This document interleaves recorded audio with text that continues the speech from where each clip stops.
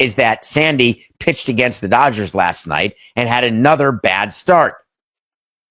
This is a former Cy Young Award winner, the only one in Marlins history, coming off Tommy John, who was number one on everyone's list around the country as trade candidates at the deadline, where the Marlins would get a huge haul for moving Sandy Alcantara to a contending team. And I argued before the season started that starting pitching, you get your most value during the season, but a player coming back from Tommy John, you are at risk. You are at risk of lack of performance. You're at risk of another injury. You're at risk of rust. And when you've got $17 million guaranteed to Sandy next year, and then you've got a $21 million team option or a $2 million buyout, which means you've got $19 million of guaranteed money owed to Sandy, and you are a team that is resetting. Yes, I'm using the word. I could use rebuild. I could use retool, but that would be a tooly thing to do. It is irresponsible not to trade Sandy Alcantara. And what's happened now that he is 2-4, and those of you who say wins and losses don't matter, I would only tell you that you've never spoken to a baseball executive. But anyway, he's got an 8.4 ERA. My guess is after he gave up these 5 runs to the Dodgers yesterday and another Marlins loss, Coca, for qualified starters, and I would assume that he's qualified and that he's pitched 31 innings, and the Marlins record is what, Coca? If they played 31 games, my guess is they are 12. Oh, they could be 13-20. So that means he is not qualified because you have to pitch 1 inning per game played. Do you love? Say it again, Coca, please. 13-21. They played 34 games. He's only pitched 31 innings. He is not qualified in ERA. Amazing. If he were qualified, my guess is he'd have the worst ERA of any starter. What do you do? Well, if you're Peter Bendix and you're running the baseball operations for the Miami Marlins, you are not making any calls on Sandy. You're instead calling your owner, Bruce Sherman. And you're saying to Bruce, I understand your concern. I understand that we're losing money and that we're out of the race and that we're going to be sellers. I understand that he's our biggest asset, but he will still be our biggest asset. We may have to pay an extra $8 million this year because we don't trade him. We may have to pay the first half of him next year, but we believe in him as a player and performer, and we cannot afford to trade him at the low. This is when you get a business and a baseball at loggerheads. This is when your GM is telling you something, and as team president, you say, I hear you, but we got to save the money. Our budget doesn't allow to carry Sandy past July 1. Because if we do, then we have to pay him the last 3 months of his salary, which is about $8.5 million more. We need that savings in order to cut our losses. We were willing to ride it out if we were competitive, but we're not. We're 13-21, trending obviously the wrong direction after a very nice start. Which reminds me, side note, Coca, do you remember when I told all of you after April, all of you so excited when 10 games were being played and the Angels were 7-3 and the Marlins were in first place and everyone was so excited about different things that were happening with your team, and then reality hits and we're only on the 6th day of May. And there are teams that are already falling to where they were going to be, where they were projected to be. The Marlins will have to make a business decision. Bruce Sherman will have to speak to his investors and say, is it worth to keep Sandy in order to get better players in return? When we are deciding that, we have on our board, and Coca, we had a board that it was a huge, huge whiteboard, and we had several of them in both the GM's office and AGM's office. And on that board were several things: our depth, our minor league players, our prospects, etc. But we also had lists of players on other teams that we wanted all through their system. We had scouts scouting the minor league system for all the teams, and we would then compile lists of trades that we would do. And it would help inform what the GM would do when you're trying to trade Sandy. Who are you calling? How are you calling? And what are you asking for? it basically does what I liked, which is takes the emotion out of it. And the emotion comes when the owner calls after you get a pitcher who is rocked again and saying, trade him, get him moved right now. You then get to say to the owner, hey, this is what we expected to get back. If we trade him now, this is what we're going to get. And the delta between it is what you're giving up by trading him at the low. You see, it doesn't take a genius to buy high and sell low. That's pretty much what everybody does.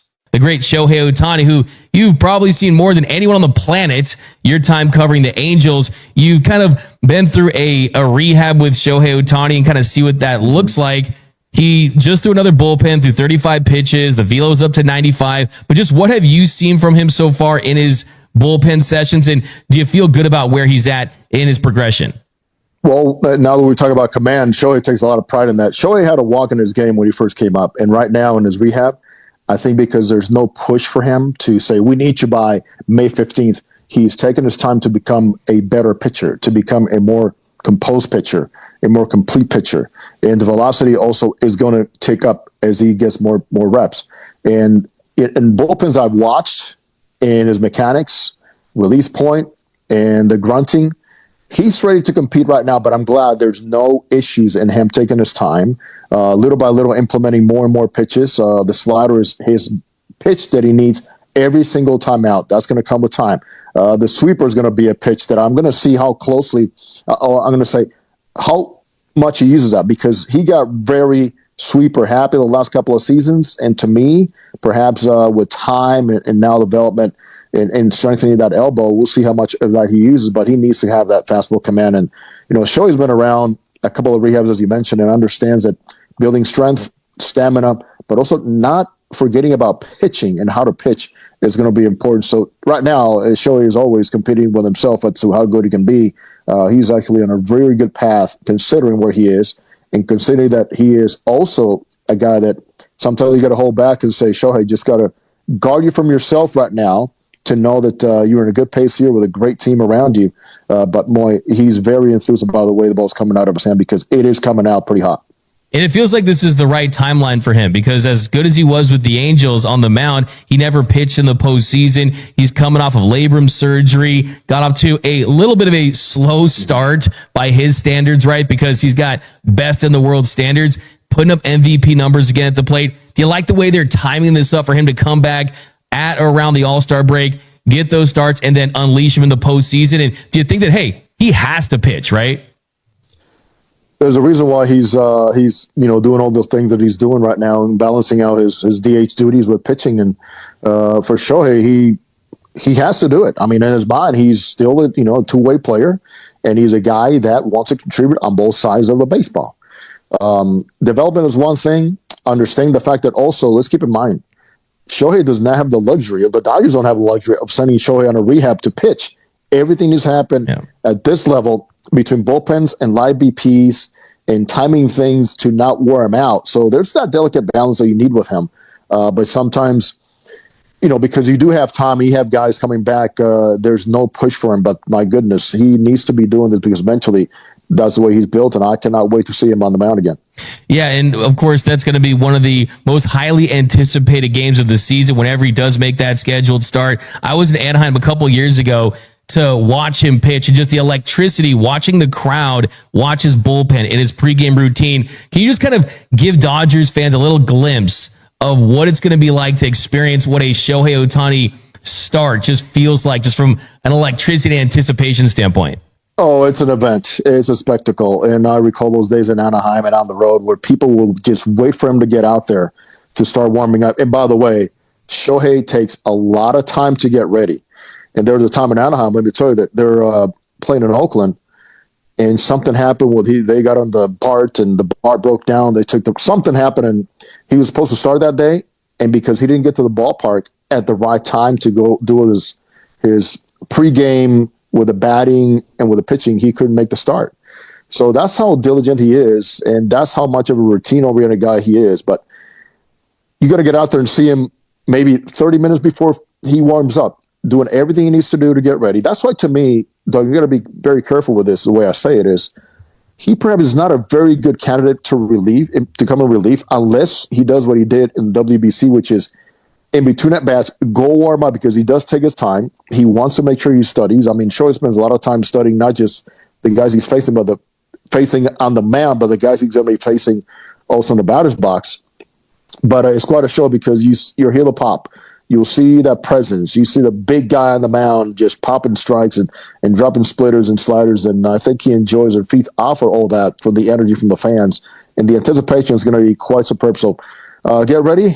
Keep your eyes on the news. And I know you do it very well, because it should be a fun one when that happens. Yeah, and you mentioned that. I mean, that's the fascinating thing about using him as a secret weapon in the postseason. Just imagine just the electricity of him coming out in a late postseason game to get those final outs in a World Series, something like Walker Buehler did, but it being Shohei Ohtani would be next level. But last thing on Shohei, I mean, for someone like him, I mean, last time he was on the mound, he was great. He was a top 5 to 10 pitcher when he's right.